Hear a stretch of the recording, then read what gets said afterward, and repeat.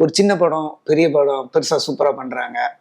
ஒரு லப்பர் பந்து மாதிரி ஒரு படங்கள் பார்க்கும்போது அட பிச்சிட்டாங்க அப்படின்ற மாதிரி ஒன்று வருது. ஒரு டூரிஸ்ட் ஃபேமிலி மாதிரி படம் பார்க்கும்போது முழுக்க முழுக்க அந்த அந்த ஸ்கிரிப்ட் தானே ஒன்று பேசுது. என்ன மாதிரி அழகா பண்ணியிருக்காங்க இவங்க, நம்ம இந்த மாதிரி ஒன்றும் பண்ணலையேன்னு இருக்கோம்ல. ஒரு டூரிஸ்ட் ஃபேமிலி மாதிரி படங்கள்லாம் பார்த்தீங்கன்னா ஒவ்வொரு சீனுமே அவ்வளோ அழகா இருந்துச்சு. ஒரு சீன்ல ஒரு ட்விஸ்ட் இருக்கு. நீங்க ட்விஸ்ட் ஒரு ஒரு ஒரு ஒரு இன்ட்ரெஸ்ட் எல்லாம் த்ரில்லர் படத்துல தான் நம்ம பார்த்துருப்போம்.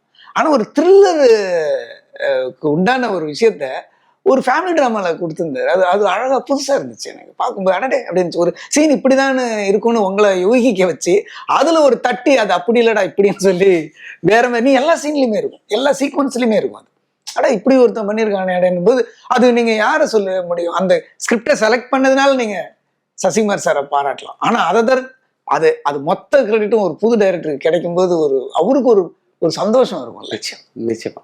அதே மாதிரி லப்பர் எவ்வளோ படங்கள் சின்ன சின்ன படங்கள் வருது. ஆனா லப்பர் வந்து பார்க்கும்போது உங்களுக்கு ஒரு ஒரு இம்பாக்ட் ஒன்று கிடைக்குது பார்த்தீங்களா? மெய்யழகன் ஒரு 2 ஆர்டிஸ்ட்டை வச்சுக்கிட்டு பேசிக்கிட்டு டயலாக் தான் இருக்கு, அரெஸ்ட் பண்ண மாதிரி இருந்துச்சு. ஒரு ஃப்ரேம் பை ஃப்ரேம் நான் திருப்பி திருப்பி பார்த்து என்னடா ஒருத்தன், நான் அந்த டைரக்டருக்கு உடனே ஃபோன் பண்ணி பேசுறேன், எப்படி யோசிச்சீங்க இதெல்லாம், எப்படி நீங்க எப்படி எழுதுனீங்க இதை? 2 பேர் பேசுறாங்க. எனக்கு வந்து அந்த அந்த ஹீரோ கேரக்டர் பார்க்கும்போது கில்ட்டியா இருந்துச்சு.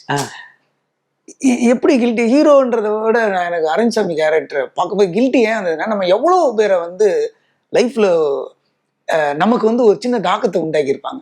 ஆனா அவங்களை நம்ம அப்படியே கிராஸ் பண்ணி போயிட்டே இருப்போம். ஆனா அவங்களுக்கு வந்து அது லைஃப் சேஞ்சிங் மொமெண்டா இருக்கும். அந்த மாதிரி கேரக்டர் அதுல அவர் பண்ண கேரக்டர் ஹீரோ கார்த்திக்லாம் அப்படி ஒரு பர்ஃபார்மன்ஸ். நான் எனக்கு வந்து அந்த மாதிரி ஒரு 3 பேர் என் லைஃப்ல அந்த மாதிரி நான் பார்த்தவங்க என் கண்ணு முன்னாடி கிராஸ் ஆகி போனாங்க. வாட் ஏ மேன்யா, என்னவா இப்படிலாம் ஒருத்தன் இருக்கானே உலகத்துல, இவ்வளவு வெள்ளந்தியா, இவ்வளவு நல்லவனா ஒருத்தன்.